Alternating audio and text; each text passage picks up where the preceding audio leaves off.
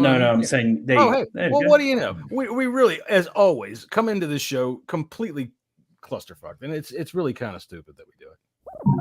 Let's get this show going, man. Welcome to the Bleeding Burgundy podcast, a Washington Commanders podcast for fans by fans, with your hosts Jesse Martin. The Cowboys are finished. You understand me? John Taman. Pull down my trousers and do your job. Scott Hartley. Well, that was dreadful. And occasionally, Keith Gray. So many social engagements, so little time. And now, your host. You know, I tell you what, I'm getting to the point now where I really believe that we screw up the opening of this show so often that the people who watch this show religiously are now taking prop bets over to FanDuel as to what my excuse is going to be this week. Last week it was Scott waited till the last second. Other times, who the hell knows? Most of the time it's I don't know what the fuck I'm doing. And that, again, is where we are today. So anyway, how's everybody doing today? My good friend Jesse from Southeast Virginia over there, and I've missed him again. There he is over there. How you doing? Doing great. That's great. Now, you told us a story this week on our chat about some people that live down near you. What the hell were they called? The Guinea Men. The Guinea Men. Yeah. The Guinea Men. Now, I'll tell you what, I've been living in the middle of that for a long time. I've never heard of the Guinea Men. The Guinea Men, long history, storied people. Story. Can they read it? No, they can't. they can't read. Look at their both. They hanging on the grocery store and they just talking. That's how they talk, right? And there's still some left. There's not a whole lot of them, right. but they're full of inbred. Okay. They're all mainly inbred. They're cousin fuckers, sister fuckers. But yeah, I don't know how the conversation came up in our thread, but yeah, you were talking about wanting to fuck your sister, and Scott said, "Are you one of those men, mate?" That's right. Scott just completely lost it. I'm telling you, you British guys with your droll sense of humor, it is so easy to throw one up in your face like that and watch you all just go, "Oh, he said cock." It's just too much fun. It's just not proper. That's it's right. Not proper, man. Speaking of our proper friend out there, hello, Scott. How are you today?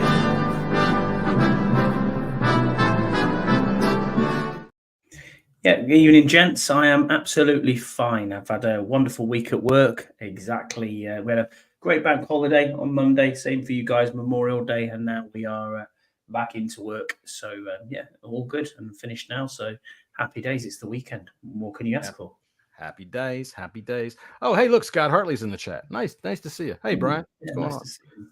All right. Anyway, so we're going to try to do a podcast about the Commanders today, and I really don't know what the hell we're going to talk about, but we've been chatting about it all afternoon, and I really can't quite figure out how we're going to hit this. So I guess we've really overhauled more than half the roster completely, and probably 2/3 of it, right?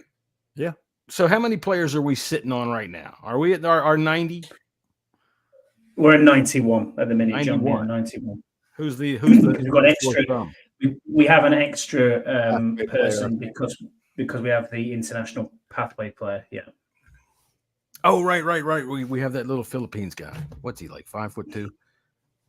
Anyway. No, he's Nigerian and about 6'6" and 300 and something pounds. But that's good. That's good. That's good because we've got other guys that weigh about 6'2" and weigh off about 48 pounds.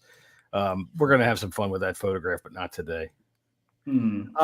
Look, for those that are watching on social media, if y'all could just bust on over to YouTube and give us a subscribe, and you don't have to stay there, or you can just come and have a chat with us. We'd greatly appreciate it. Yeah, man, we like to chat. We'd like to chat with you. That's why we are on Twitter. I know Jesse doesn't like to chat with you. He'll end up calling you a bunch of inbred fucks and a bunch of Guinea men before you know it. Scott, he'll chat with just about anybody, but he doesn't really take a position that's of too much. He doesn't want to push back too much when somebody gets, "Oh, you're wrong to that opinion." Me, on the other hand, I'm an old guy, and if I don't like what you say, I just fuck off, get off my lawn. So, but it's fun, and we all y'all should come on over. All right, so in looking at what we've done with this roster, I would say the most overhauled position group would be the linebackers, wouldn't you? Absolutely. 100%. It has to be. We went from 0 to Much needed linebackers as well, too. What's that? A much needed overhaul. Absolutely. Look, I'll tell you what. There were times on this show when Jesse will tell you I was sick. I didn't feel like doing the show, so I just said, just play the tape of me bitching about the linebackers. It'll stand no matter when we're talking about it.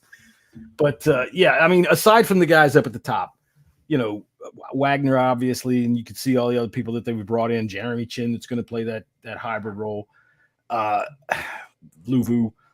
There's a lot of guys at the bottom end of the roster that they brought in linebackers. I mean, they've seemed to sign probably 5 or 6 of them that are purely depth, maybe even special teams, and maybe even bubble guys that might not make the roster.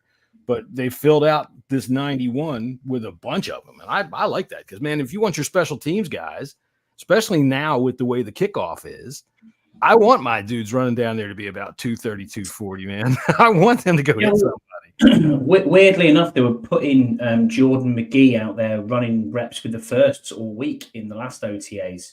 So I got a feeling he's going to play more than he's going to play a substantial enough role in this team as a draft pick. So, I mean, that can only be good.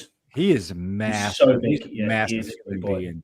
Like he's big enough to play defensive end. Looks like you saw that side-by-side picture with him and Bobby Wagner. I mean, he seems like he towers Bobby. I mean, Bobby ain't the tallest guy in the world, but yeah, man, McGee is massive, and people are really high on him.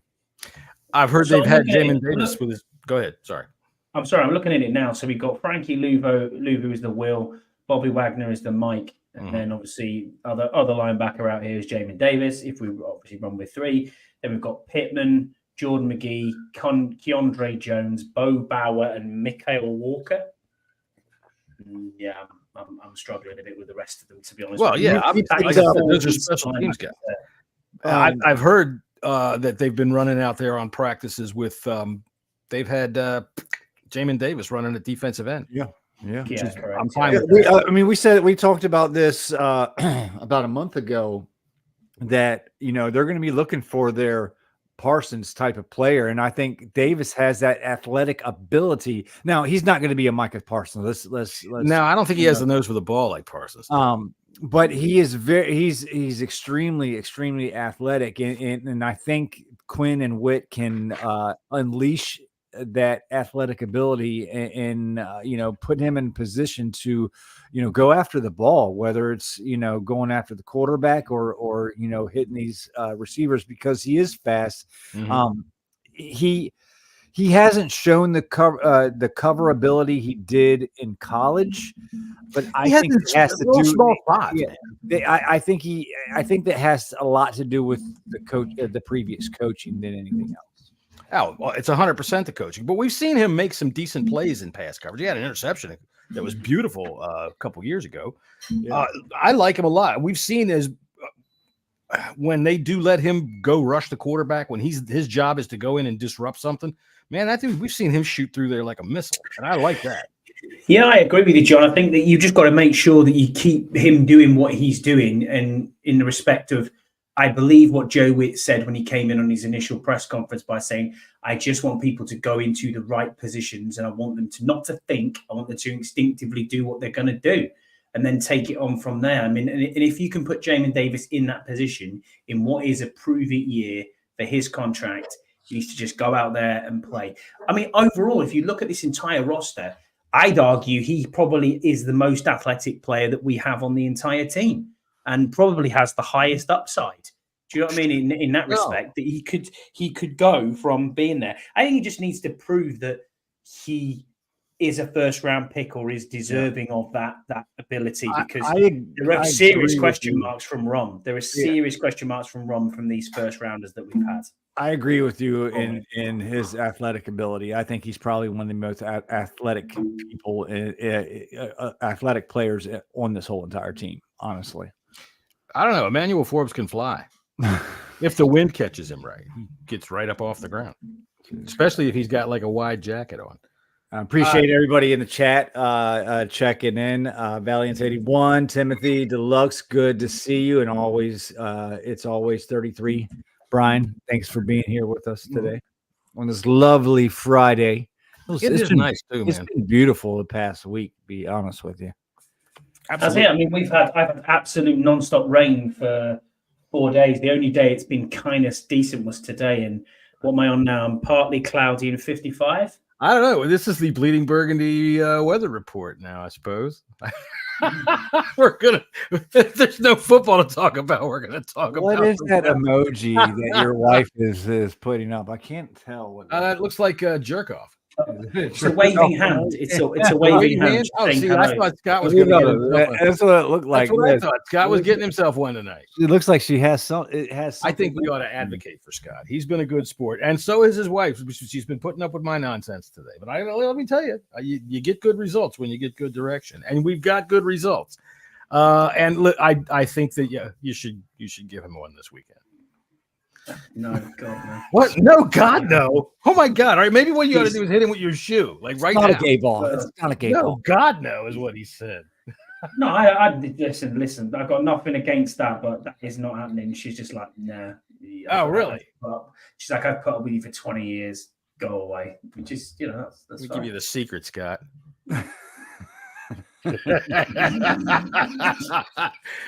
Oh dear. All right, so we've gone from the We're weather talking to about Scott's sex sex life life. on We this. do have some football to talk about, right? We Podcast. do, yeah. All right, so linebackers, I think we overhauled pretty well. Running backs, would you say? And running backs is interesting. It's not really an overhaul. We've added to it with Eckler, who is a good running back, but he's coming off a down year with the Chargers as well. Been So, hurt. yeah, and he's getting older. I'm not saying he's washed, not in any way, shape, or form. I think he adds to the running back. I'll be interesting to see what Christian Rodriguez does. So, whether he's going to be that third down back. I think when you're rotating through them three players, it's going to be good, no matter which way. I think he's going to be our number one kick returner. To be honest with you. All right, you just reminded me. What the fuck with our idiot kicker? All right, what the fuck with our idiot kicker? We had this discussion on our. We have a rather lively chat that we keep going on our phones. But all right, so is he still with the team? I have not seen that he's been released. Yes, he is. He is still with the team. I think that's a mistake. But that's me. I'm to the point now where I'm sick and tired of people getting away with shit. And Scouse was having himself a good old time with me picking on because he says, what if it's Jaden Daniels? Well, Jaden Daniels, I think, okay, then you see what the law says. But the kicker, fucking get out of here. Get the fuck out of here. We don't need this shit anymore. And I think that I would have liked to have seen them send them a message to say this is a new regime. There's none of this bullshit going on here anymore. I threw the name out. Bring back Joey Sly. He's unemployed right now, right? No, he's not. He's with the Patriots. He's with the Patriots. Well, there you go. Mm-hmm. But the minute he got released from Jacksonville, he got picked up. Sorry, from New Orleans, was it, or was it Jacksonville? I can't remember what it was. He got released immediately, and then that day on waiver wires, he was immediately signed by the Patriots straight off. Jesse, what do you think? You haven't said anything. Joey Sly should still be our kicker. Period. Well, yeah, but you're gonna always go and look at the trash can and say, "Boy, that cake was good. We should have kept some of it." Well, I mean, we can't have this anymore. No, these type of stories need to fucking stop. And even if it's a, I don't even, it just can't even be a story. It shouldn't be a story. We shouldn't have this. I think he should already be gone. To be honest with you. What I will say is it's not. It doesn't really tarnish us as a team. It tarnishes us because he's currently on our team. But if you look at the lawsuit itself, they're suing the Jags. That's fine, as well as him. So this is obviously something that's played out before, but we still have to give people the benefit of the doubt. You know what I mean? I'm not saying that he's done that. And I get you. I get your complete understanding of where you're coming from by saying, "Oh, he's just a kicker." I completely understand where you're coming from with that. Right, and he's not Nick Vinatieri, right? He's not. He's just a kicker. At the same time, he is innocent until he's proven guilty in a court of law. In a court of law. Which is not this. He's got his name. This is called the court of public opinion, it's also called the good clauses in your contract. So good conduct, right? So I look, and I'm not advocating anything for whatever he has done or hasn't done. And Right. from both sides, we don't want to see any of this, and it's deplorable what has happened. So I'm going to put that out there. You know what I mean? So everybody knows where I stand on this No, for subject. God's sake, However, if anybody's paying attention. I know, dude, but you know what I'm going. But before that, you've got to ask yourself, why are they trying to settle outside of court? Because it's hard to prove. That's why. Because sexual assault Correct. in America is hard. He to prove. said, she said. My It's hard to thinking on prove that anywhere. regard It's is hard this: to prove in any country. you're on an airplane with a football team. There's got to be some There you witnesses. go. There's not too many Correct. goddamn places on an airplane that you can go. Right. I actually read an anecdote the other day that said that Andre the Giant once had to have a plane turned around because he took a dump and it just gassed the whole plane out. And I don't know whether that's true or not, because I'm thinking, if you've been on a plane and been in the restroom, my God, how the hell did Andre the Giant even get in there? Yeah. Very true. Maybe they had to turn around because he got stuck in the restroom. That could possibly be.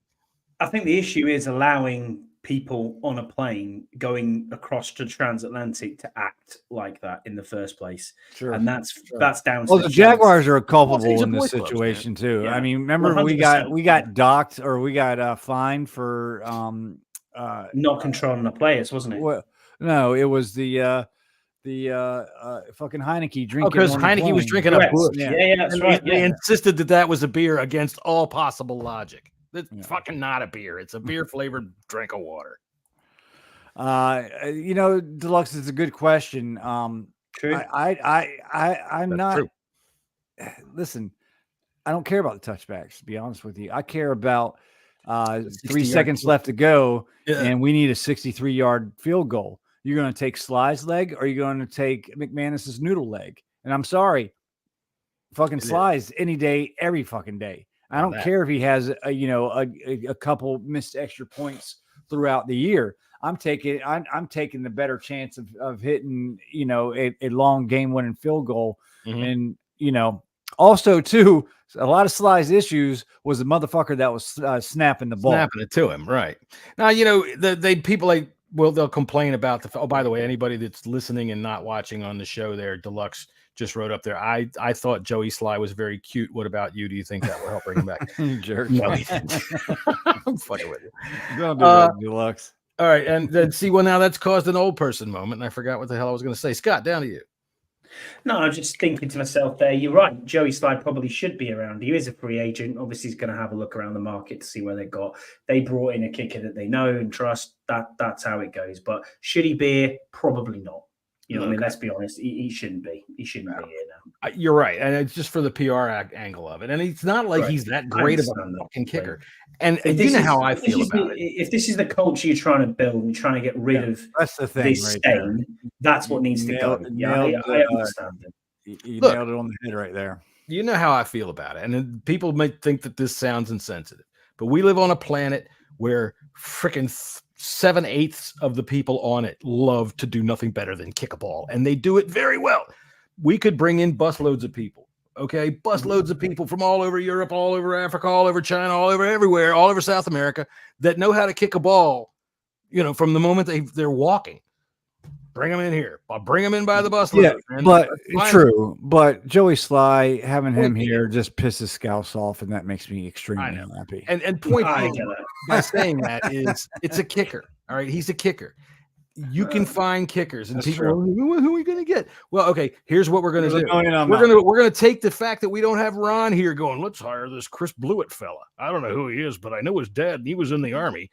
And we get that, okay? We're going to be able to find a kicker. It's not that effing difficult to do, all right? And when you look at most of them, like you said, I think Jesse, it was you that said everybody but Justin Tucker is up for grabs, right? is on the block, right? Yeah. So, and even Justin Tucker had his bad off year last year. If you look at our great kickers, Mark Mosley, and you look at Chip Lohmiller, guys that won Super Bowls, their overall numbers are rather. Listen, kickers, they're going to miss kicks. It happens. Yeah. Like I said in the chat, man. Everybody except for Justin Tucker,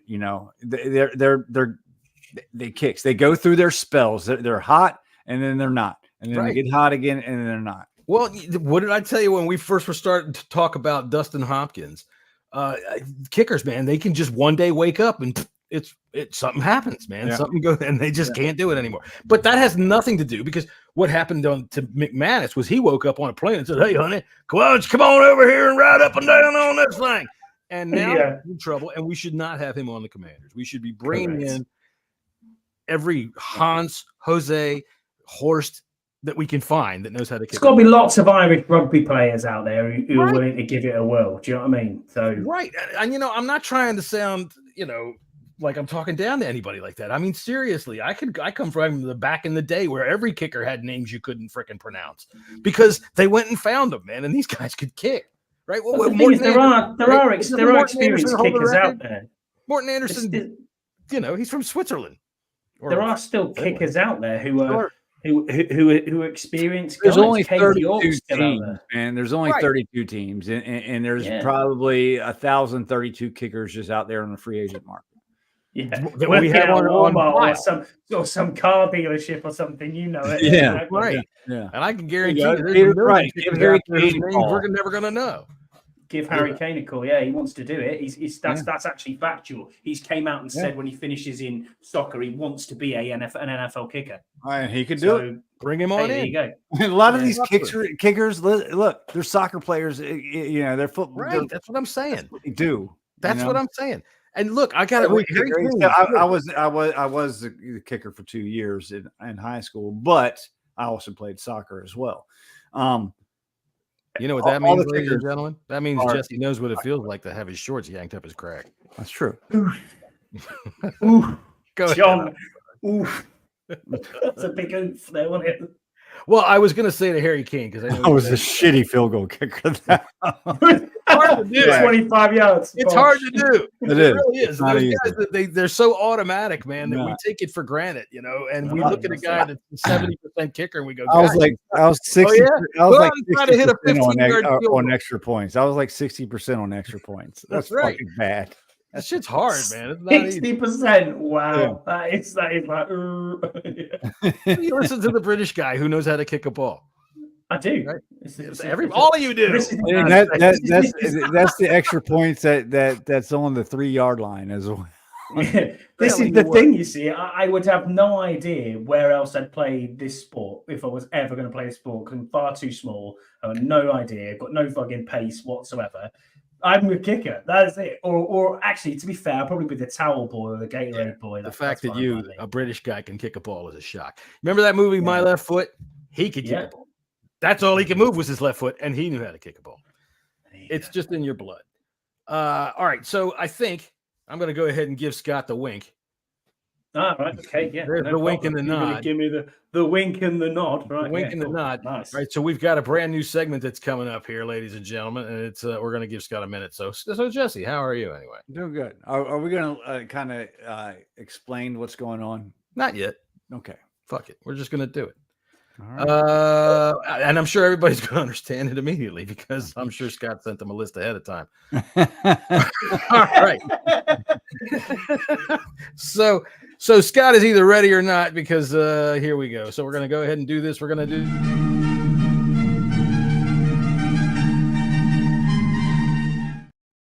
All right. Look at him. Look at him. Good evening, everyone, and welcome to Lists with Scott Hartley. So today's lists is top 5 words that sound dirty but not dirty. All right. So in at number 5, we have moist. You got to say it better than that. Look, man, your wife has already put out there with a bottle of vodka. You're going to get moist. So go ahead. She's right out there. Moist. Yeah. Moist. In at number 4, we have the word flange. Now, flange is a word that sounds in the UK slang terms. That is a lady's parts. That is what it's known. Not a flange that you would use as a hook or in building. It is a flange. Jesse knows the flange as the right end of the glory hole. Exactly. In at number 3, ballcock. Ballcock. There you go. Yeah, that's a good one. I know that is. I always feel strange going into True Value and asking for one of those.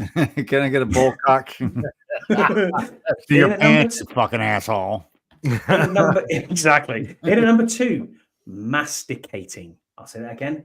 Masticating, not to be confused with something else that's very similar. And Well, it's obviously not the really number similar, one. I would hope not. The other, the number one overall word that sounds dirty but isn't for me is gusset. Gusset? Gusset. Yeah. A Gusset? You must explain no. why this sounds dirty. Let me It's turn just see horrible. if I can It's see. a horrible word. It's a A horrible gusset is an actual thing for a gusset is a triangle or rectangle shape that's in a dress of a woman's clothing. But, so Scott's always yelling, "Shave up the gusset, honey!" But the gusset is another word for again a lady's parts in UK slang. Really? So All right. the gusset. I'll tell you what. No wonder you guys don't get laid very much. Let me have some gusset. Fanny as well. That's another one. Getting any. And then as a treat, there's another one on here that's an extra one, and it is a bonus for you. It's a traditional British steamed pudding, which is historically made with suet and dried fruit, which are usually currants and raisins, and you serve it with custard, and that's called spotted dick. Spotted dick. All right. Spotted You know what they call? dick. You know what they call steam pudding here? I think if you get some bad Cleveland, guns, you end up with spotted also dick. known as the Cleveland steamer. Oh yeah, you don't want to have one of those. Okay. That's like a soft serve ice cream cone in the window. Oh wow.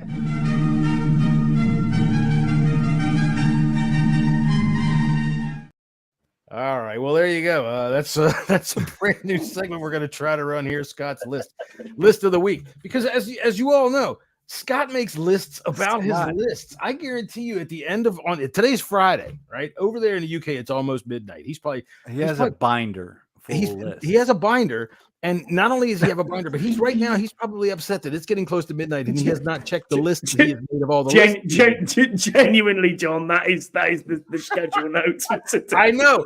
That's why last week when you had a list, I started laughing. I said, "Okay, we're gonna have to do this. This is gonna be." It's true. The first time, the first time I had thought about it, I didn't talk about it. When Scotty sent me the itinerary for their trip. I was like, why are you okay? I got it. I think we've been texting. I think I know what's going on. But he sent me a whole itinerary for times and 10:40 to 10:45. Walk through airport. Consider whether I have. It was very much like that, John. Yeah, exactly. 10:46. Stop at men's room. 10:47. Look under stall door. What the fuck are you doing? And you've got to do it all in Zulu time, but because that's how I work out of military time zones. But yeah, that's all it is. It's 13 years of militaryism being prepared and making sure you've got list for list for list. That's how it goes. You've got to do it. Otherwise, it's a lot of paper to have to eat if you're going to get captured, Scott. Well, that's very true. Yeah, it's very true.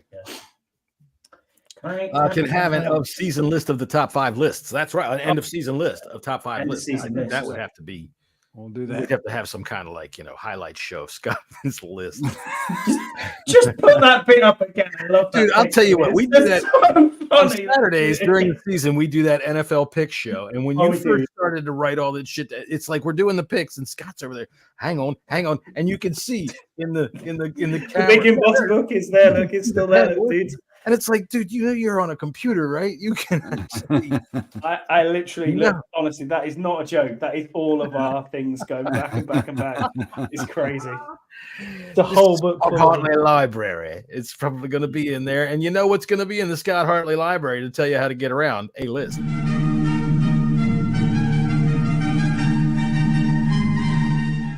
I do like the picture. It's the quill.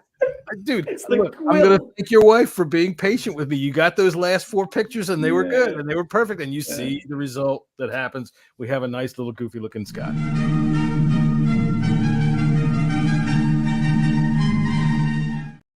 But now what I also have is 7 pictures of Scott in various positions like this that I can use in almost anything I want. I know. I knew they'd go down very well, but there you go. Nothing is wasted. Nothing is wasted.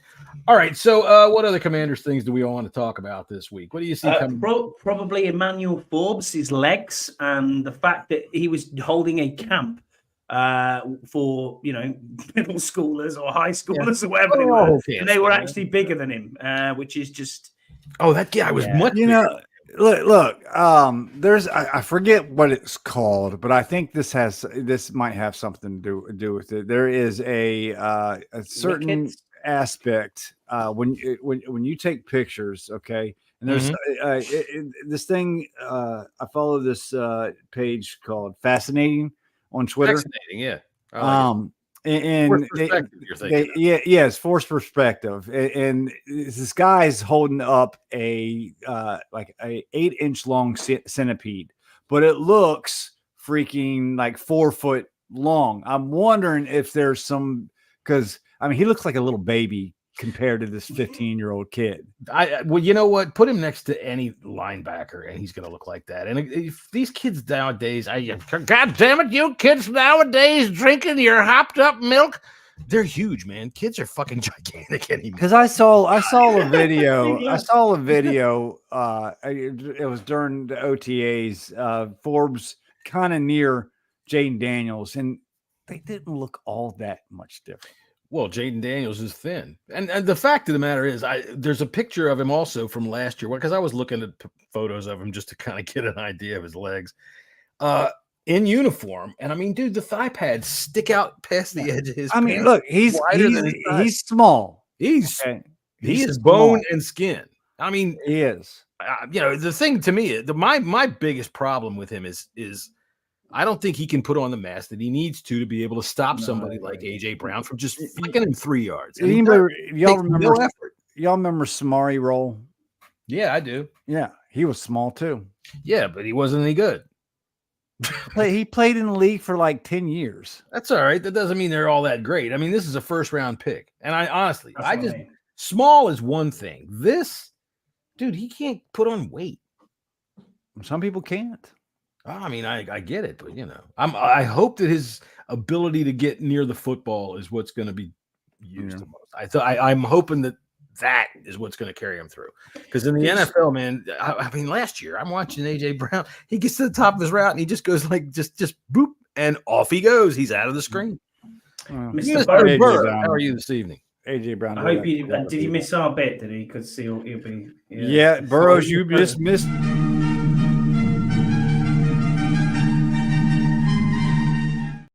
Right. You missed our bit, so you're going to have to tune in later. Next week, we're going to have a list of the top 5 prostitutes near Andy's house.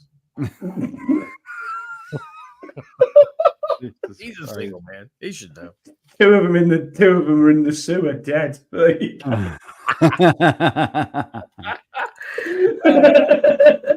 One of them sitting right there, and Andy says, "You're on a list, love. Don't worry."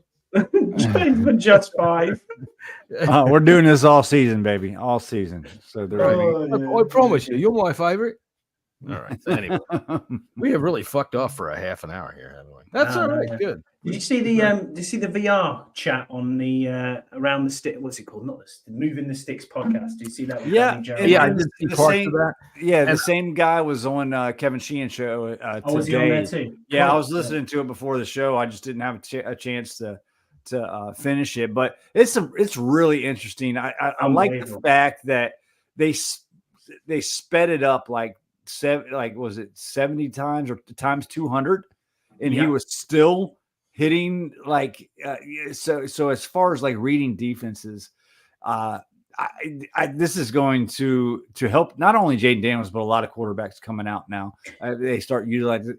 I heard today that Drake May is actually. The Patriots actually got him that VR unit and started working with him on that. But I'm hoping Jaden's ahead of the curve. Of course he will be, because he's been using it for so long. Yeah. And you have to think as well, if you can get 250 extra reps that you don't have to install for, that you don't have to put someone in a position for, you don't have to run a spy, and the fact that you can move safeties around and show the different blitzes. You can do everything. Like it's GPS. So they're getting information. They're getting information from other teams on how like safeties, like one safety is going to play the play this way, but if there's another safety in there, he's going to play it another way. I mean, it's such an advantage. Like, go back, if y'all have not listened to the Move the Sticks podcast or the Kevin Sheehan Show podcast, go back and listen to it. It is some fascinating information. And VR is just the machine that they use. It's actually AI that they're using, and they're pumping in the stadiums that he's going to be playing. Yeah, that was the bit that got me. It was right. It was like, you can go, oh, I'm going to put MetLife Stadium in. I'm going to put, all of the shows them where the the game clock is, and like pumps crowd noise in there, and then to go through the actual plays, the defense that he's going to, not having to. They're taking all mental reps, but it also what's really, really cool. What really got me is it calculates his eye movement. That's beautiful. It knows exactly where it's going, and I guess he's using some like triggers or whatever to where he throws the ball. I mean, technology nowadays is just getting so outrageous. We're going to get taken over by robots. I just know it. Here's the thing about that thing. Well, that I'm not too concerned with at the moment, but he's a pioneer. Pioneer. And when you look at what LSU was able to do, he was there 1 year and he was the best player in college football. 2 years. Yeah. 2 years, excuse me. But he was the best player in college football using this system. And they brought it right along with him. He's used to it. He knows how to work it. There's not going to be any of this, University of North Carolina quarterback. God dang, how come I can't see no Mario? There's not going to be anything like that. He already knows what he's doing with it. He already knows he's comfortable with it. I think it's fantastic.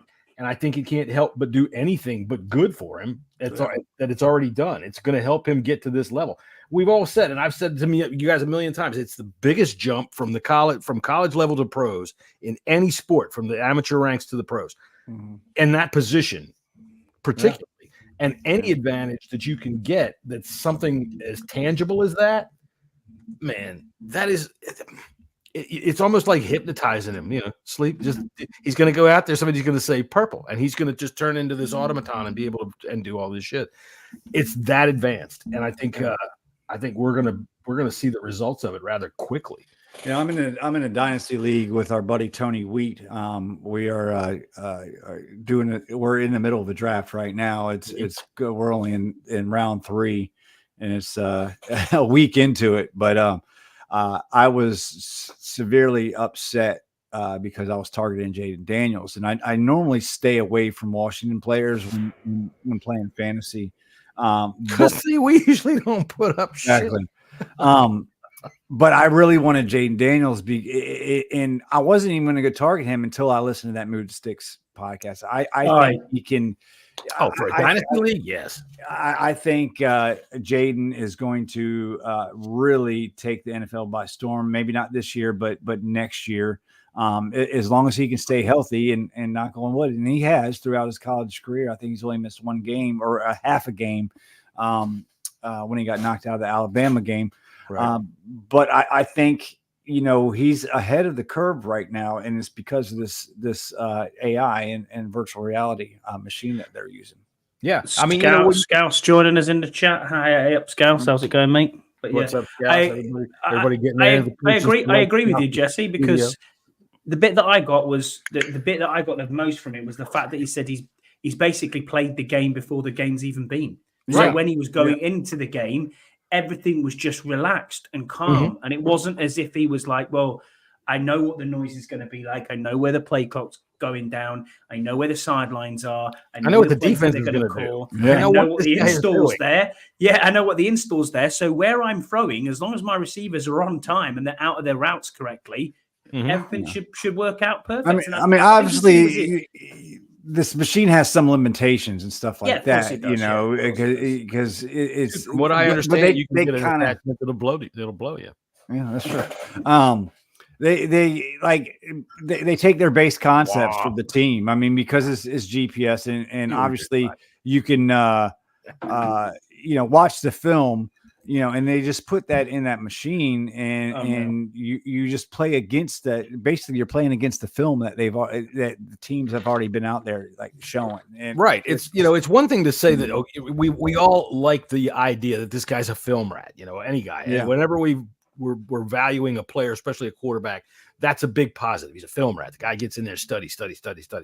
This is like being a film rat on ultimate steroids, because it's much more than just watching a film, rewinding. It's living it, basically. Yeah. And the fact that they can program these guys to do different things means that I'm not just watching this one set of film. I mean, granted, it's got a lot of stuff on it, but I'm not just watching this one reaction this one time. They can cause that guy to react a lot of different ways to what Jaden is doing under the helmet, and I think, dude, it's almost, I'd say it's a simulated game with everything but the hits. And him going through his reads at times, so 70, we thought it was a single read offense at 70% faster than normal. Right. Is absolutely out, or 70 times faster than normal is absolutely unreal. He's going to step off the field and ask if anybody's name is Sarakana. Are you Sarakana? Yeah, I am excited for him. I'm excited for our wide receivers. I like Jahan Dotson's going to bounce back. I'm convinced. Yeah, I believe so too. I strongly believe so too. Yeah, I mean, dude, I've been watching him play football since he was, started at Penn State, and he has nothing but excelled. We saw him when he was drafted. He gets out of the car with football under his arm. That's not unusual for him. That's what he does, right? He's a film rat. He's constantly learning, constantly trying to get better. Last year, remember the exit interview with him after last year? That dude looked like he was getting ready to head for the closest bridge he could find and jump off. Mm-hmm. So, and really, I know that's insensitive. So for all you people right now that are up on top of a bridge thinking about jumping, don't do it just because I said so. But the fact of the matter is, he'll bounce back. That's just in his nature. I don't see him staying down like that. I like McCaffrey. I like McCaffrey a lot, especially after practices, man. And we're seeing a lot more of what he brings to the table. Dude, if you grow up in a family like that, you know how to win. You learn how to win. You learn how to excel, and that's what I'm excited. There's another guy I'm going to target later on in the draft too for future. I think McCaffrey is a guy that I think he's going to be a sneaky sleeper. And for those that are watching, don't know much about this team, probably not watching them. Target Luke McCaffrey later on in the draft, especially in Dynasty. He might not have a big year this year, but he's going to have. I think him and Jaden are going to develop a beautiful relationship. I don't think Terry's going to be here forever. I give it another year, maybe two. Yeah. And I think McCaffrey, because he's big, he's got the size, and he's good downfield, could potentially be our Jordy Nelson. Just a reminder. So, all right. So we've talked a bit about running backs. We've talked a bit about wide receivers. Let's move over to tight ends. I'm really interested in this position group because I think it's going to be a total. You love a good tight end, don't you, John? I'll tell you what. I think if I was where you are sitting, I would not need a bottle of vodka. My end is so tight. Anyway, the point being is, the guys that are left over from the last regime, Cole Turner and Armani Rogers, I don't see how. I could see both of them being gone. John Bates he's gonna stick around because at least he's been able to stay healthy enough to play. But I could see Zach Ertz and I could see this guy Sinnott saying goodbye to both of those dudes. Yeah, I think I have more faith right now in Amari Rogers than I do. Do you know it's tough, Jesse? Because you've got five on that roster there that you're looking at going, well, hold on a minute, where are we going here? I mean, Yankov, he's not hanging around. Let's be honest. But he's been doing really good in OTAs. I know he has. Can he play special teams? That's gonna be a determining factor. I'm pulling for Yankov. Hey, see what you did there. So far the roster's got John Bates, Zach Ertz, Armani Rogers, Ben Sinnott, and Cole Turner and Colson Yankov.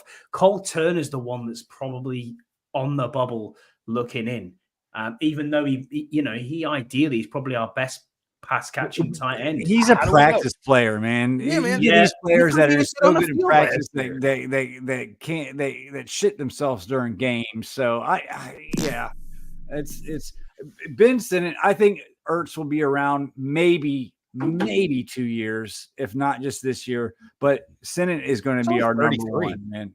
He's going to be our number one tight end next year. I don't think he's going to have a big year this year. I expect him maybe 300-400 yards somewhere in between there. But Ertz, I think, can have a really good year. Ertz still has some stuff left. Best friend of a young quarterback, good tight end, right? Yeah, tight end. So there you go. I agree. I like Ertz signing right off the bat. That's why I think Sinnott can do the job, because we know Zach Ertz is a good pass catching tight end. We know how he's hurt us in the past, but he's also a good blocker. And you don't know what you're going to get out of Sinnott, who's going to do both. He can do both them as well. And it's too easy to look at the reads that we've had on the field in the past to go, oh, look, Cole Turner's on, that's a pass. Oh, look, John Bates is on, that's a block. Do you know what I mean? So you know what you're going to be doing. But the thing is, if anybody said, oh, look, Cole Turner's on, somebody would turn around and say, what the fuck's the matter with you, Stevie Wonder? Turn around and look at the game. Because Cole Turner's never on the field, unless it's preseason. That's very true. It's very true. Very, very true.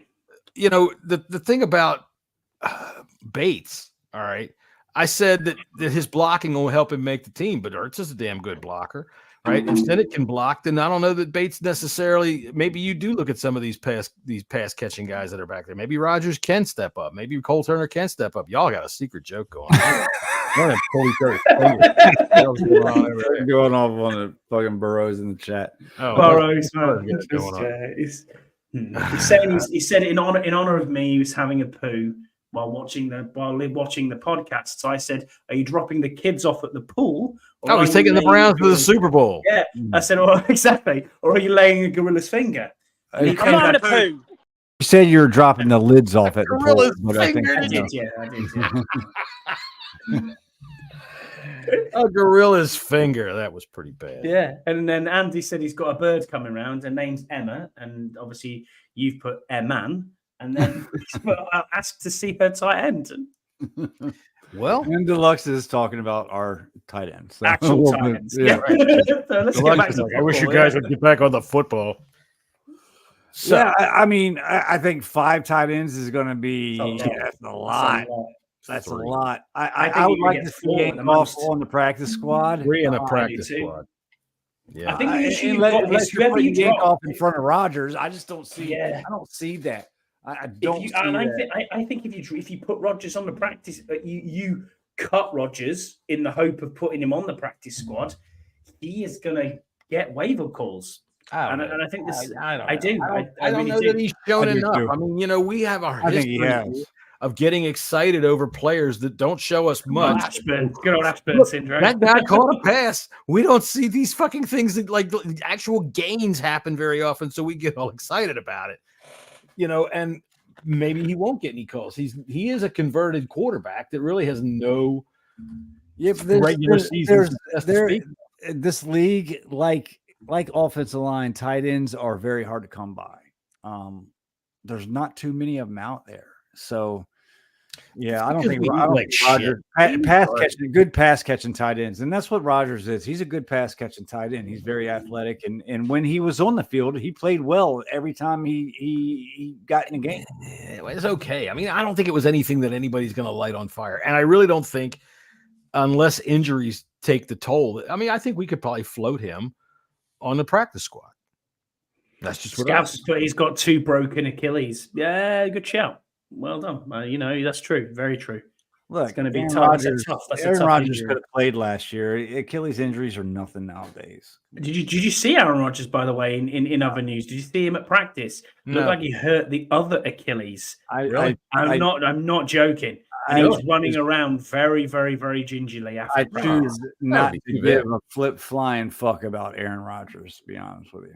No, I think he ought to go get the Achilles vaccine. Probably help him. Jesus Christ, Burrows. I know, that was wild. Well, anyway, moving on. All right. You people are getting ridiculous. Now, all right. So, I'm trying my best to keep this on the Commanders. And to everybody's credit, there's a lot of people that are paying attention right now. So I guess you're having just as much fun as we are. It's Fridays and Burrs is drunk. I can guarantee you that. Well, what the hell? Why not? It's what is it? Midnight over there? No, it's a day that ends with Y. Oh, that's what. There you go. Well, hey, go for it, Andy. Your name ends in Y, so celebrate that. All right, what else we got? I don't even want to really talk about defensive backs, but there's some players on here. I mean, they get safety. What? Cornerback. What? There's a log jam at safety. Oh yeah, that's safety. There's definitely a log jam. Wow. Look, yeah. I think Derek Forrest is going to be riding the bench this year. What's that? He might be riding the bench, but I think he makes the team. I'm not. So he's going to make the team, absolutely. But I'm not so sure about Percy Butler. Percy Butler. I'm not sure. So here's the thing: how many of these guys that are at the bottom end of these position groups that we've talked about have special teams in their future that they can? Percy Butler for one. Here's the safety. Yeah, he is. He's a special teams guy. We've got the safeties. We've got Percy Butler, Jeremy Chin, Derek Forrest, Dominique Hampton, Quan Martin, Ben Nickel, Tyler Owens, and Jeremy Reeves. All right, Reeves is sticking around for him. Special teams. We'll start with the starters right now. Yeah. Chin and Martin. Chin's going to be your starting strong safety. Martin's going to be your starting free safety. I could your see backup's going to be Forrest and probably Butler / Revo. Okay. Yeah. You don't think that you have Hampton. What about the new rookie that they just picked? I'm saying Hampton. Yeah. Then you have Hampton. Was that 5? Butler. Yeah, Tyler Owens though he's the guy who doesn't believe in space, but he's a perfect 10 on RAS score. Yeah, but I mean we've seen a perfect 10 on RAS scores not do shit. So I don't listen. I don't think they're going to keep more than 6 safeties, true safeties. Yeah. Now Chin is kind of a hybrid because when they go in that big nickel, he's going to come down in the box and you're going to have 3 safeties. That's where Forrest will come in, and you'll also have Quan Martin out there. What about Sainstrel though as well? Sainstrel is your slot corner. Yeah, he's a corner. That's your little nickel. Listen. Okay, here's my guys. Chin, Forrest. Or starters Quan Martin, Forrest, Revo. Those 4 are definitely making it. Okay. And Revo more for special teams than actual safety play. Then you got your draft pick, Hampton. That's 5. That's it. Percy Butler right there. He's a maniac on special teams. He is. But is it enough? I think we got to fill special. You've got to keep someone. I agree. I agree. I wouldn't mind going with 6 safeties. Punt return, and punt coverage. Okay, and then the new kickoff. How are they going to do? That's what's going to be interesting here, and that's going to either save a job, some starting defenders out there. There's going to be it's either going to save a job or someone's going to get cut, depending upon how they play. I mean, you got the Kansas City Chiefs saying that they're not even going to use their fucking kicker for kickoffs. They're going to use Justin Reed, which is their backup field goal kicker, and their defensive back. He's defensive back. He's going to be kicking off. They're not having. No, Butker's going to be too busy telling women in the crowd to get out of the crowd and go home and make babies. How many is on specials? Is it the same? Is it 11? It's not like that. They don't have a specific set number. And defense, it really doesn't matter. You get 53 players. How you set them up is how you set them up, right? But with the way they kickoff work, you're going to see starters out there. Punter, kicker, and long specialists. So the specialists themselves, I got that. Yeah, those specialists. You're not going to get rid of Revo. There's no way they would get rid of him. No chance. Not an all-pro 2 years ago. But I don't know his contract. He got a new contract. I don't think there is. That's another reason why they won't get rid of Revo. Well, no, not this year. But I don't think that they're terribly invested in him. And I tell you what, when Bobby Wagner told him it's time to grow up, that was a bit. It was joking around, but it's not joking around. You know what I'm saying? Corner is ridiculous. I mean, I've got it here. So we've got Chiggy Newsom, who's an undrafted free agent. Tariq Hang on a Castro second. Fields. We are using one of these.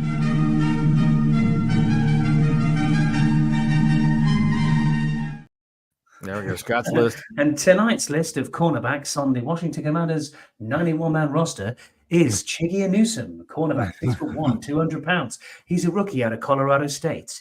We've got Tariq Castro Fields. He's 25 years old, 6'1", 197 pounds. 3 years experience straight out of Penn State. Best Mike team. Davis, probably going to be your starting corner. He is 29 years old, 6'2", 196. 8 years experience out of BYU. Just joined the Commanders in the offseason from the Chargers. Emmanuel, I am so skinny, I look like a Kenyan runner, Forbes. 23 years old, first-round draft pick, 180 pounds, according to this. 2-year, second-year experience out of Mississippi State. There is in no way in God's green earth he is 180 pounds. Christian Holmes, 6'1", 205, third year out of Oklahoma State. I don't think Sip's going to make the team, boys. Noah Igbenogany, 24, 5'11", 197, fifth year. He was a first-round draft pick. First-round pick, he was indeed. Signed from the Eagles in the summer. Kai Blue Kelly, 23 years old, 6 foot, 193 pounds, second year at Stanford. Signed from the Packers practice squad. James Pierre, 27, 6'2", 185, fifth year out of Florida Atlantic. He signed from the Steelers. And then you've got Sanestrill or Sanastrill, don't know how to pronounce his name. Second round, obviously draft pick, Michigan, 5'10", 182. Benjamin St. Ghost or St. Juice or St. Lost. Toast. St. Toast, 26 years old, 6'3", 200 pound, fourth year out of Minnesota. Nick Whiteside, 6'1", 200 pounds. This is, what's it called? Sinor Valley State. Don't know where that is. No idea. And the last one is AJ Woods, who is out of Pittsburgh, 5'9", undrafted free agent, 186 pounds. Chiggy corners. Chiggy Anusium is going to make this team. Yeah. Seriously? Yep. He's going to make this team. Probably back Paid him a lot of money, though. They paid him the most money as a rookie. Oh, there was like undrafted free agent. There was a line for him. There was 15 teams going after him. Yeah, he's going to make the team. I think it was about. I think it's unless he is really, unless he's completely lost when it comes time, unless he is like so bad. Although I can tell you, I can remember whenever anybody says Derek Forrest's name, what pops in my head is that preseason game where he bit so hard on a goddamn play fake that you could see his back chasing the freaking running back while the quarterback ran right around the end. So we've got 1, 2, 3, 4, 5, 6, 7, 8, 9, 10. We've got 12 corners there trying to get into potentially 5. Last year it was 5. You kept 5 corners. Your Kai Blue Kelly is going to be gone. Your White is going to be gone. Castro Fields gone. Going to be gone. Castro Fields, though, does he have some good special teams experience? See, this is the thing. This new kickoff is going to require people that have some weight. Castro Fields, he's got some heft to him. But you're going to have guys like Derek Forrest and Percy Butler and a couple of these linebackers and a couple of these running backs. And these tight ends that are going to be on that field. I mean, even Deron Payne played, on the punt team. He was on the field goal gunner, wasn't he? Howitzer. He was on the field goal, defensive field goal unit. I tell you what, it's madness. This whole roster, I'm struggling here as to where we are. But for once in my life, I'm sitting here thinking, I can make some cuts, but some of these decisions are really difficult. I mean, even DT. When you look at DT, we've got Allen, we've got Mathis, we've got someone Haji Nazubi, who is the guy I think as the he's the Nigerian extra practice squad guy. You got Jason Newton, who we've just signed, obviously as a draft pick. Johnny. We've got Deron Payne, and then you've got Norrell Pollard, and then you've got Ben Potatoes back again. John Ridgway as well. I mean, out of that, I'm looking at that saying, well, I want to definitely keep John Ridgway. I definitely want to keep paying Newton and Jonathan Allen. Ben Potato, you're probably looking at practice squad, and then it is someone like got F.A. Obata Phil too. Mathis. No, FA's obviously in the end. Defensive end. But yeah, if you, I know he's done both, but if you look at it and you go, well, hold on a minute, where is Phil Mathis? Phil Mathis for me might end up getting cut here. Something wrong with your speaker or something. Every time he says that, he goes, and then right when he starts to, I guess he's saying somebody's name, but it goes blank. I can't understand who. Oh, sorry, man. Saying Phil Mathis, I think might get cut. Who? Hey, see what you did there. Sorry. Deluxe asked a question. Who's the safest to get to the practice squad? He thinks Butler is, and I think Butler will get taken. I think the safest would be the draft pick Hampton, but I don't see them getting rid of him. Safety's tough because I think we're pretty strong at safety right now. Kind of, we are. Even Percy Butler, I think, with some better coaching, because he's very athletic and he's got to mature to the, because my biggest problem with him on any play that he's made, because he's made some plays, is that he tends to play after the whistle, and he tends to get up in a guy's face, and we've seen him cost us 15 yards, and I've also seen other players grab him and pull him back, and I got to think Bobby Wagner will grab him like a chicken and wring his neck if he does that kind of shit out there after a tackle. So that's the one thing that bugs me about him. I'm hoping that he's a little more mature. Defensive end is there's a lot of bodies there, but it's not strong, in my opinion. I mean, we don't know what we're going to get from Armstrong. No. Cleveland Farrell is a bit hit and miss. Yeah. Dante Fowler Jr. is actually coming off his best season statistically. Right. You've got Jalen Harris, KJ Henry, Javonte Jean-Baptiste. Right. You've got Andre Jones. Then you've got F.A. Obata. And it's like I see KJ Henry making the team, with the exception of F.A. Yeah, I see.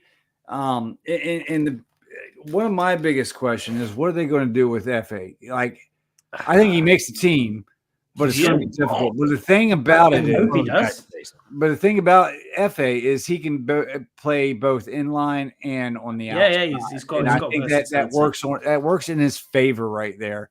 But keeping F.A., you're gonna have to cut either Ridgeway, or you're gonna have to cut Mathis, maybe a Mathis or Jones, and that's fine.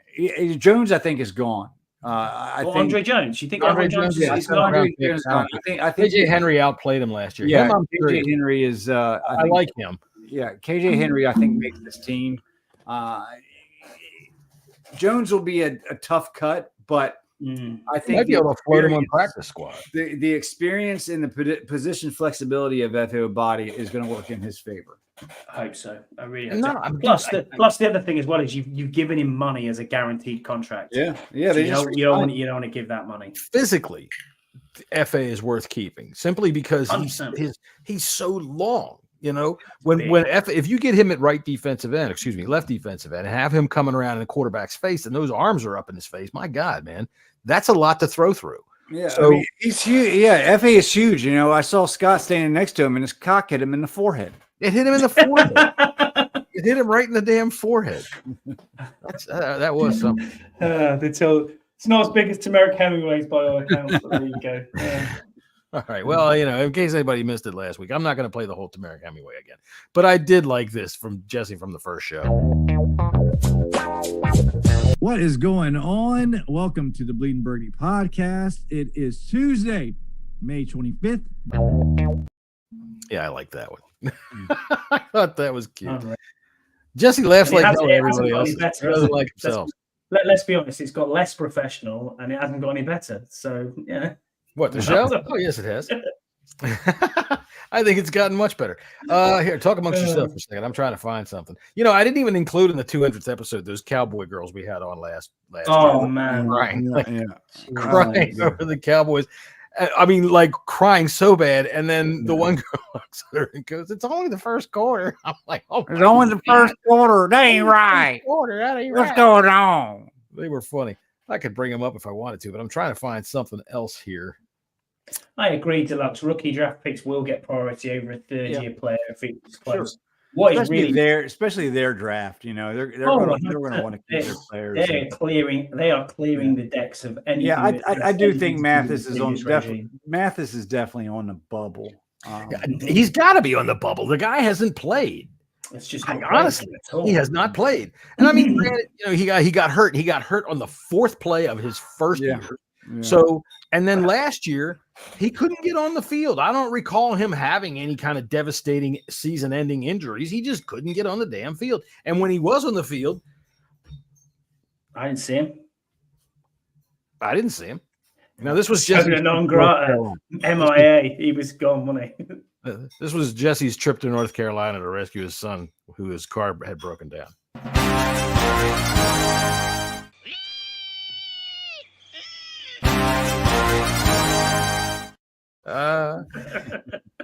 Oh my! I had fun making that. Anyway, I'm sure. All right. So it looks to me like we're past an hour. That's good. We managed to do it. We managed to take absolutely nothing and spin it up into an hour. This is like a show of cotton candy. It's absolutely nothing, but it's spun up to look good. Right? Yeah. We did debut. One thing I do like about this is it's like we're just sat in a bar having a chat, isn't it? And that's all you want. This is a fan show, right? So for all of you that are out there that wonder what the fuck that means, this is what it means. We don't give a shit if we have a guest. We don't give a shit if we have any experts on here. We're sitting around. I'm enjoying myself some Kettle One vodka right now. Scott is over there trying his best not to get laid. Jesse is growing a beard at the moment, practically every minute of the day. So yeah, this is what we do, man. We sit around, we talk about football. We're not always right. We're sometimes we don't know what the fuck we're talking about, just like you. Unless, of course, you are an expert. Then, of course, you have your own podcast, don't you? Who from the deep rooms could be traded for a late pick instead of cut? It's tough to say. I mean, maybe, man. I just don't know. Maybe get a fucking conditional 6th round pick for Matt. I'd trade him for a half rack of ribs with the dry North Carolina rub on it. You want to go if you want to go spicy, you might be able to get a 3rd round pick for Derek Forrest. It might be a little bit too rich, but that's too hard. You get a 6th best for him. 5th, I think 5th at the absolute best. I don't know, man. This is the best. Forrest was what? He was a 5th round pick, wasn't he? Yeah, but you know what he is he's a hanger on from a regime. But he's a starter though. He's a hanger on from a regime that was bad. And one of the things about them being so badly coached and so badly picked is that the value of them right there is depreciated immediately, because I'm going to look at you if you're coming to me and asking me if I want to trade for him and say, why do I want him? Why don't you want him? And right there, your value, I'm never going to give you a 3rd for that. No way. I mean, unless Andy throws in his bird. Of course, tell you one that could go. Still think Jonathan Allen might be away. Allen? What about Terry? We don't have enough wide receivers. No way, man. No way. What about? I do think there's smoke. There's smoke there. There's not fire, but there is smoke there. And I'm not saying it's going to happen, but I think it's a 50-50 shot. Terry's on this team next year, come next season. It's possible he could be moved. Wow. I mean, it depends on what's going on with the season. The trade deadline, and everything's done and dead. We need him this season. Burn house. We need him this season. But next season, go get that left tackle in the 1st round and maybe package something up with it with what you can get from Terry. I don't know if you can get much more than a 3rd from him, possibly. What? You asked, what crack are you smoking? He's like a barely a top 20 receiver in this league. No way. Let's take the burgundy colored glasses off. You're right. He's done well for us, but he's aging. Give him a quarterback that can throw the football. We'll see. If you put Terry McLaurin in a situation with a Mahomes, with a Joe Burrow, with a John Allen, with an Allen, them sort of people, you would see a completely different scenario on how he is acting. Do you remember what AJ Brown did with Ryan Tannehill? Yeah. Okay. Terry is nowhere near the receiver that AJ Brown is. Look at these receivers. Look at what's his I know what name? you're saying. From, Justin Jefferson. I'm very interested to watch Justin Jefferson this year with Sam Darnold. Yeah, sure. This will tell me a lot because Kirk Cousins is, we make fun of him, but the guy can play quarterback. Fuck, he was on the Texans, then he went to the Cardinals. Hopkins. Yeah, Hopkins. Hopkins. He was fantastic and he had nothing but shit quarterback play. And he still put up fucking 13, 14, 1,500 yards season. And he's still got shit quarterback play in Tennessee. But there you go. So if you look at Terry, okay, yeah, he's good. He's got over 1,000. He's not going on 28. He's going not. on 32. He is not. He's not a top 10 receiver.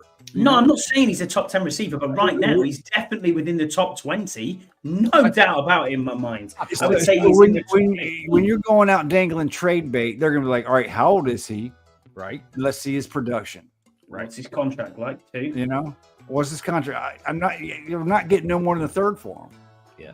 And honestly, that would surprise me. And it's not necessarily even such a knock on Terry. It's just that's the market. Man. There's so many good receivers out there. Right. The league doesn't spend a whole lot on trading for players unless they're going player for player. How many receivers got to give away too much in terms this of year? Well, I tell you what, though, look, I don't want to hear your shit anymore. We aren't trading Terry. That is not happening. Stop it right now. I'm shutting this down. Terry is staying. No doubt about it. Hollywood Brown. After next year, Scouse, it won't be a hit, and the other team will take the contract. He's chewing his knuckles. Look at him. He's ready to hit you, Jesse. I'll be flipping tables. He's going to be out there doing the old Marcus outside. It'll be tops off outside. I rile Burrows up with the trade Terry talk too. He gets real pissed off at me when I talk about that. No, Terry's staying. Terry's the guy. There's only one other way to get Scott so riled up. Scotty found himself in a gay bar. No, I didn't. No, no. There is. Yeah. No. At the very end, he says, "Yeah." I think it's funny. If you look at that video, there's a woman in there, but he heard himself say, "There's a woman in there." Anyway, if you look at that at the same time, Andy is actually hugging a dude. Scotty found himself in a gay bar. No, I didn't. No, no. There is. Yeah. No. Yes, he is.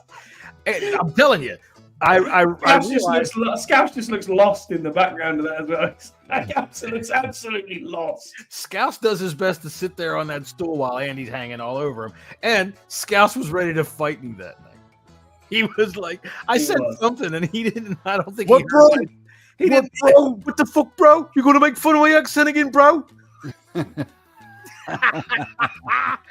That was he inspired me that night. Yeah, that was good. Well, I mean, because he found himself in a gay bar. First off, he thought he was going to a bar, and he ended up in a community center. The gay bar in the community center. It's the gay community center. Probably said Sunday night, gays at the community center.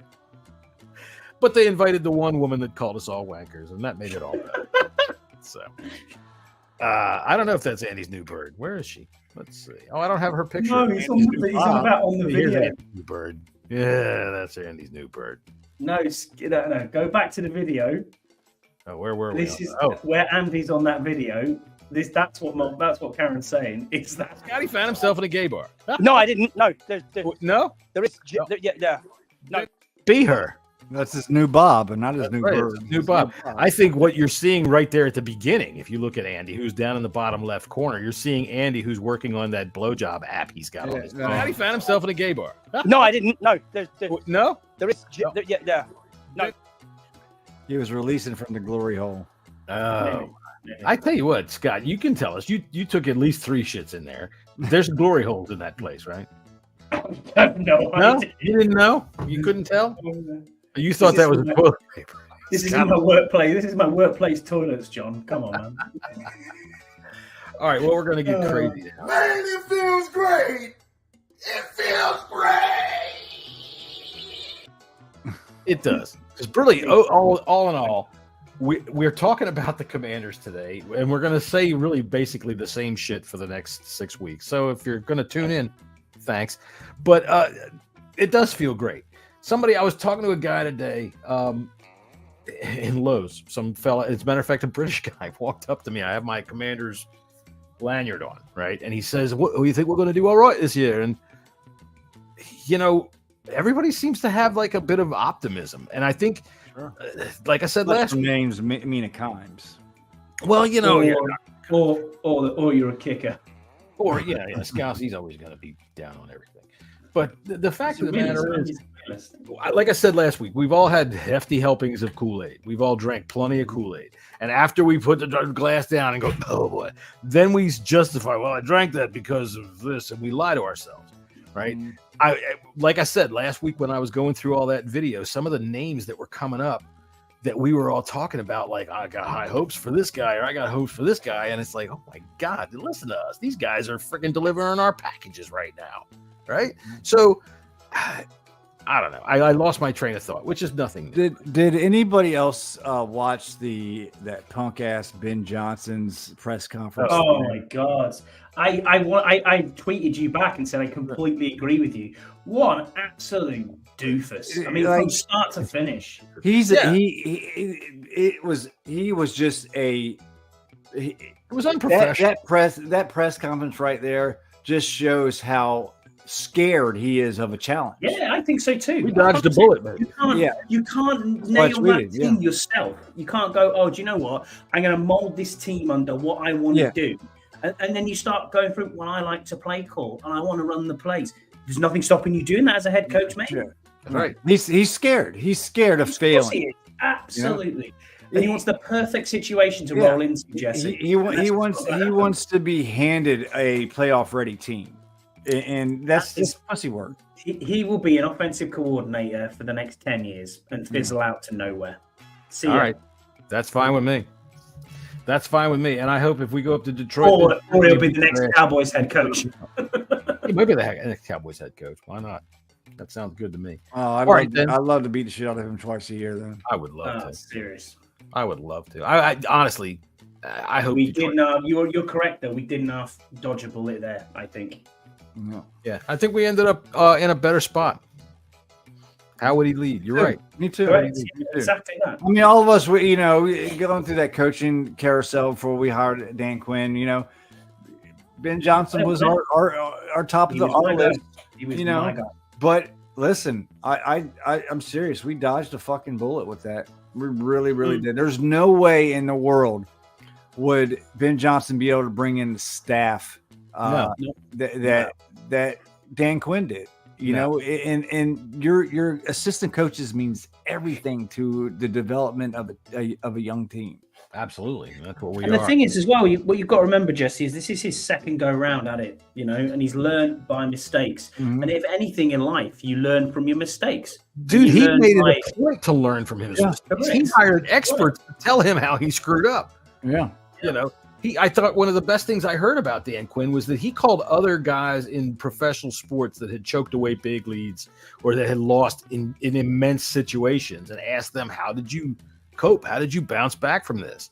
I tell you what I've learned about Dan Quinn since we've hired him, I think he's a hell of a guy, man. I think he's really a guy who really wants to succeed and is willing to put in the work that is required on himself to be successful. And I think this is what I was saying. This is where my train of thought went awry. I was talking to this guy in Lowe's today, and I was saying, this is where I'm getting this optimism from. These guys that we've brought in, they want to be here. They're hungry to be here, and they are good fucking guys to be here. And the Kool-Aid that we have drunk in the past and then had to convince ourselves that, this is going to be a good deal. I don't think we have to do that so much this time, right? I mean, we thought last year with Eric Bieniemy that we had a Super Bowl experience. We've got.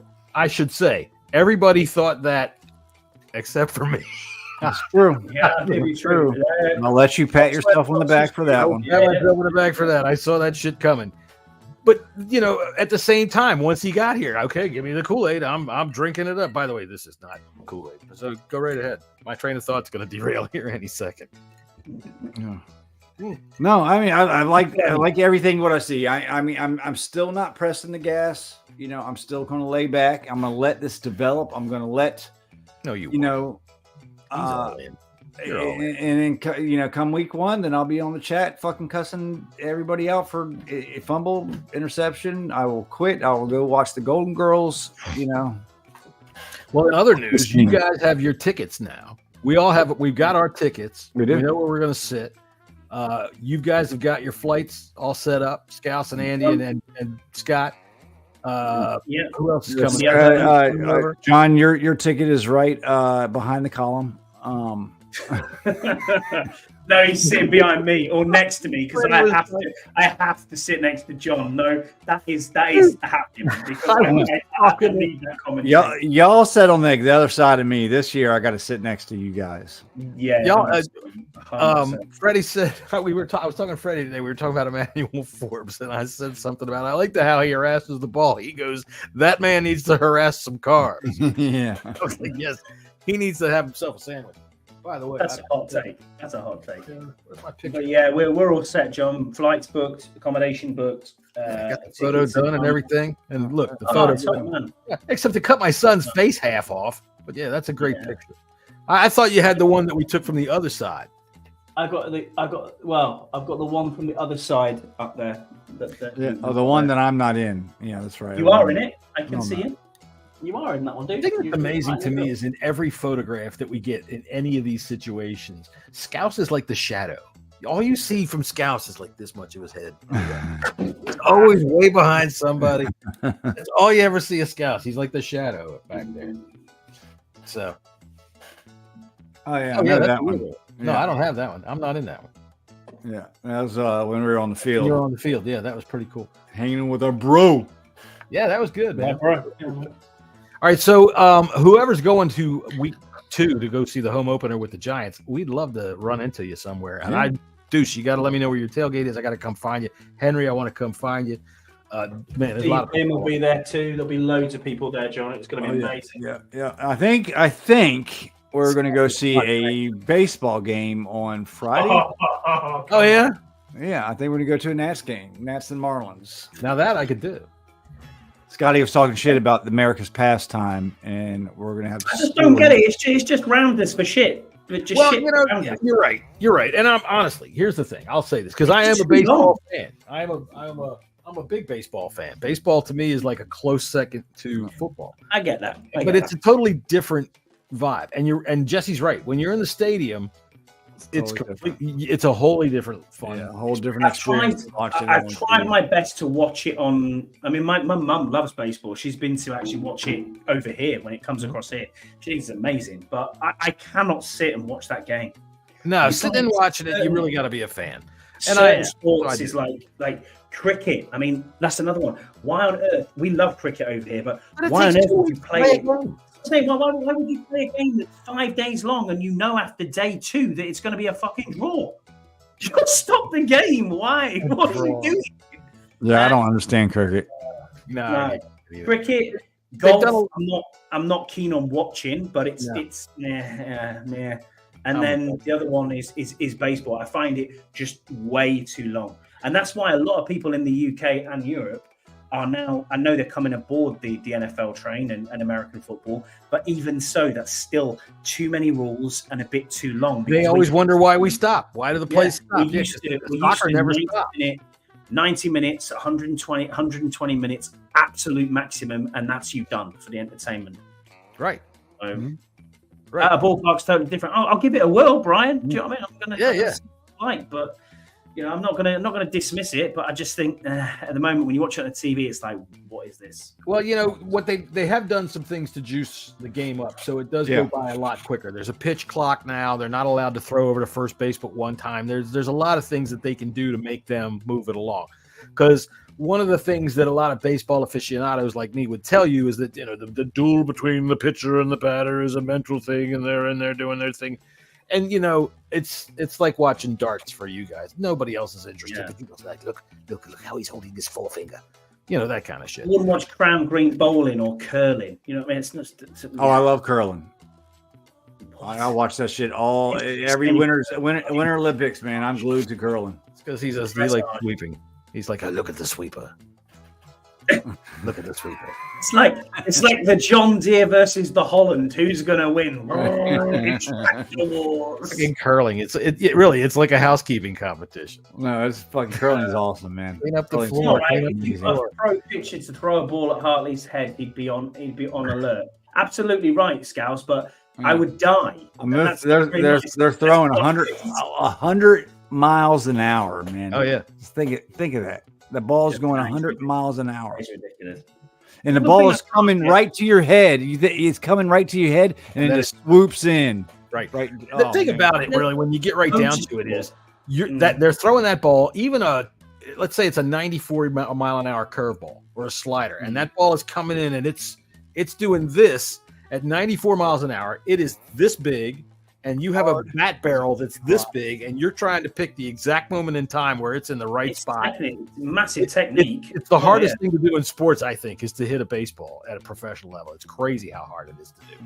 And when they do, like I was telling you, yesterday we were chatting, I'm watching the replay of the Orioles game, right? Because I don't get to watch them live anymore because fuck you, Comcast. So I'm watching the replay, and our shortstop, fucking MVP Gunnar Henderson, hits a grand slam, which is there's 4 guys on base. And when you think about baseball scoring and you see 2-1 games, 3-1 games, think about it in terms of football. A grand slam is 4 touchdowns on 1 pass, basically. Yeah. You know, it's like, holy shit. Everyone I can't get, John, is anyone a motorsport fan? I mean, I get it. Formula One, I can watch it a little bit. It's not like such hugely entertaining. But NASCAR and IndyCar racing, just go around a fucking oval going, I don't care. No. Dude, I tell you what, one year, right, Karen, when you go to a race live, though, I've heard that's it's an experience, man, because you're sitting in the stands and them motherfuckers are going 200 miles an hour. And when they go, it's you can't even. It's a blur when they pass you, man. It's amazing. They're crazy. I know. If Pete's still sitting in there, he might remember when Tom and I decided we were going to try NASCAR one year after the Super Bowl. We were going to watch the fucking Daytona 500. Yeah, and I tell you what, after 20 minutes, I was like, man, fuck this. This is fucking. I'm watching this, and a guy made a pass. Right? He made a pass. He pulled out. He made a pass. And I swear to God, fucking redneck boy, stop that goddamn camera. Slow that thing down right there. Let me show you how to do this. Here we go. It's going to 25 minutes of explaining this fucking pass so that they can kill time while 10 more laps just went by. We're going to be here all goddamn afternoon while these boys just turn to left. We got to find something to talk about. Rubin's racing. The Formula One was on last week. It was a Monaco Grand Prix, which is actually a little bit different. But the rest of the F1 season, I've put it on, watched the start, and gone, Verstappen's winning, turn it off. Couldn't care less. I watched the Indy 500 last week. Any kind of racing, I don't care. I just don't care. You know, track and field, I don't care. You're going fast, I couldn't give a fuck. You don't watch 100 meters. I definitely do. Couldn't care less. Olympics. I like the Winter Olympics. Yeah, I'm a big Olympics fan. I like Olympics. When you're in a sport that could kill you, that's fucking neat to me. You're going down the mountain at 80 miles an hour by yourself with just a helmet on. Do it, dude. Go for it. Downhill skiing and not bobsleigh. What's the other one? Skeleton bob. Wow. I like the long the ski jump. Oh man, that's crazy. Oh yeah, that's cool. Or the luge. That's luge. Yeah, I just always want to know who is it that said, Papa, I want to do 2-man luge. Have you ever watched a 2-man luge? I want to dress in rubber suit and have man lay on top of me and go down the hill. I don't get it, man. But hey, it makes for some fun podcasting, that's for sure. It's true. The Jamaican bobsled team. So let's see. Tonight we have talked about Scott's sex life. Are you getting any, Scott? I hope so. Nope. We've brought his hopes up. That's a good thing. And we have also discovered the key. It's vodka. We have talked about maybe if Scott can play cricket, he might be able to get some. I haven't got it in the genes. My wife's family are actual Ashes. She knows you don't have nothing in your genes. That's probably the problem. She's true. Yeah. England Ashes winning cricketers is in her family. She's actually genuinely got top-rate professional cricketers. So yeah. In her family? Yeah. That's cool. I didn't even know she was Indian. Yeah. No. Or Sri Lankan. Or Sri Lankan. Right. Yeah, exactly. There you go. So we've talked about cricket. We've talked about baseball. We've talked about the weather. We've talked about Scott's sex life. We talked about the Commanders. What else did we talk about tonight? Did we talk about anything else? We had Scott's lists, right? We brought a brand new thing aboard here, and if I want to get some feedback, if everybody likes Scott's list, the list of the week.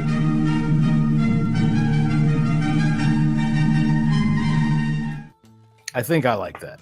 And I think we will be able to have now this week we went a little stupid because Scott decided he was going to try to turn on his wife with words like moist and gusset. Being a gusset. Stop being a gusset. Prepare the gusset for the old hornblower. I got a moist. I've got a ballcock for your gusset. All right, so Scott had the list today, but I'm sure that in time the list will make more sense. And that one was fun, though. I kind of enjoyed that. I have a ballcock for your moist gusset. Your moist Can gusset. you just pop your flange open so I can put the ballcock in the moist? Oh. Right. Boy, I'll tell you. Then afterwards, we'll sit down and have some spotted dick. You get some bad gusset, you'll end up with a you have a spotted dick. You might need to get that checked out. Right. No, you have it with custard. Virginia McCaskey, I'd lick your butthole. Oh, gross.